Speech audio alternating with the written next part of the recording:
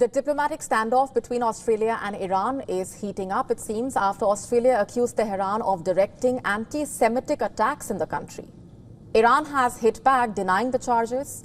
The Iranian government, in fact, refuted the allegations levied by the Australian Prime Minister, Anthony Albanese, of attacking Jewish targets in two of the country's biggest cities last year. Strongly condemning the attack, in fact, Albanese announced severing diplomatic ties with Tehran. Listen in. ASIO has now gathered enough credible intelligence to reach a deeply disturbing conclusion that the Iranian government directed at least two of these attacks. Iran has sought to disguise its involvement, but ASIO assesses it was behind the attacks on the Lewis Continental Kitchen in Sydney on October 20 last year, and the Adass Israel Synagogue in Melbourne on December 6 last year. And in response, Iran has rejected the allegations, calling anti-Semitism a quote-unquote Western and European phenomenon.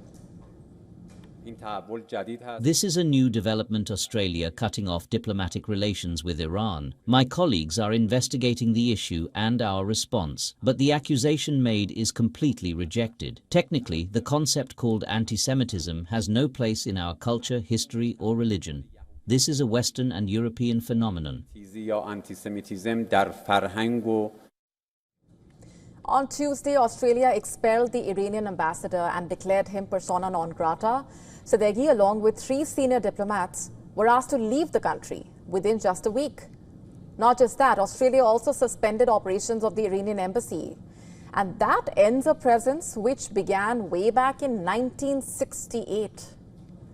Australian security agencies believe agents of Iran's Revolutionary Guards were behind the arson attack on Lewis's Continental Kitchen, a food company in Sydney, on October 20th, and a fire at a synagogue in Melbourne on the 6th of December. Although no one was hurt, the attacks had caused widespread damage. Australia reportedly has one of the largest concentrations of Holocaust survivors outside of Israel. And according to a group of Australian Jews, the country has witnessed a rise in anti-Semitic incidents after the October 7, 2023 Hamas attack. As per figures provided by the group reported by Reuters, over 2,000 anti-Semitic incidents in the country took place till October 2024, where Jewish establishments, houses, places of worship were targeted. A steady rise in Islamophobic incidents reportedly also being reported during this period. In fact, a traditional ally of Israel, on August 11, the Australian government announced that it will recognize the state of Palestine at the 80th UNGA session to be held next month. As per a recent poll, almost 45% supported Australia recognizing a Palestinian state before a negotiated peace deal, with 23% opposing it. Reportedly, the question still is, after the current standoff, will Australia adjust its stance? We'll have to wait and watch for what happens next. To stay up to speed with the latest news, download the WION app and subscribe to our YouTube channel.